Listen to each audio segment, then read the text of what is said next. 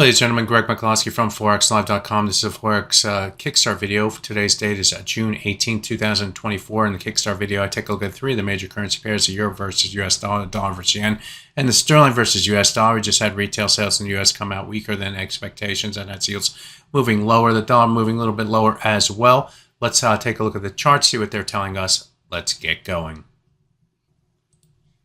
Looking at the Euro versus US dollar on the 4-hour chart, yesterday we were focused on this swing area through here. The swing area was broken in trading on Friday of last week, and the market, after testing it earlier in the week, here, and here, so breaking below that level, increased the bearish bias. In trading yesterday, we did see a rebound, and we were concerned about this area through here, the old floor slash ceiling.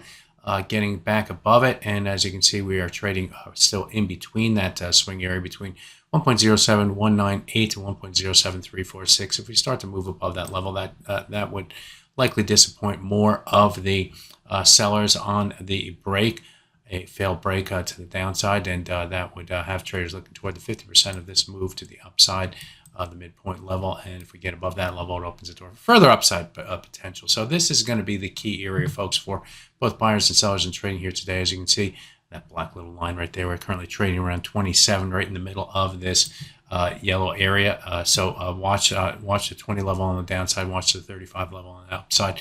That's going to be our barometer for trading in this currency pair today and going forward as well. The dollar versus yen, well, it was pushing up against the high price that we saw on Friday's trade earlier today. That level came in 158.248. Let's call it 158.25. And the market rotated to the downside. We did have Ueda from Bank of Japan talking, and he's warned about, or didn't warn, but cautioned about a weaker yen, and also that they may look to change policy, blah, blah, blah. Did nothing to stop the upside momentum in the dollar versus yen. Actually, it added to it, I guess, because market's like, yeah, sure. But we did run into the technical resistance, showing that maybe that's more important for traders to lean against something where you can define risk and limit risk. And indeed, they were helped with the retail sales, with the price moving back to the downside. We'll be watching this area right here between 137.40 and 157.40 and 157.46. Also, the 100-hour moving average is starting to move higher. In trading yesterday, the price low came near that 100-hour moving average, so found support buyers and moved to the upside before correcting into the close and down in the early Asian session before rising back toward the highs. Take a look at the daily chart on the dollar versus yen just to see where these highs correspond with, and you can see that in the month of April, the price did extend above the 160 level. Remember, that intervention time period where the price zoomed up to the 160.208 before rotating to the downside on intervention, and then we had other intervention forcing the price down toward the old swing highs right through here, where we found a decent support. So obviously the buyers are still pushing to the upside, but we did reach a limit today with the high price just from last week acting as resistance. You never know when you have something to lean against. Traders will lean against those levels, and that's what we're seeing in the dollar versus yen.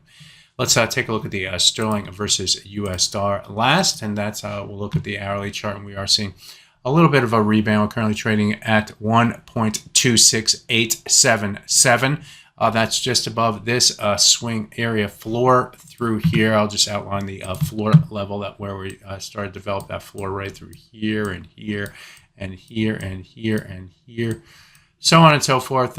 Even right here, got a little messy in trading on Friday, and but on Monday that we tried to hold that resistance in the early session on Friday, and then moved to the downside. The thing is, we couldn't get below the low price that we saw during Friday's trading yesterday, and we started to rebound back to the upside. We did move above it toward the close, and then move below it in the trading here today, and also move below the 200 bar moving average in the 4-hour chart again. Admittedly, that moving average has not been doing much in the way of either holding support or providing resistance for this pair. Nevertheless, it becomes a barometer, and we're within this floor area as well. So if watch the 126.74 to 126.86 level. for bias defining clues. If the price moves above the 85.8 level, actually it's currently trading at 83. So we're trading above and below that level.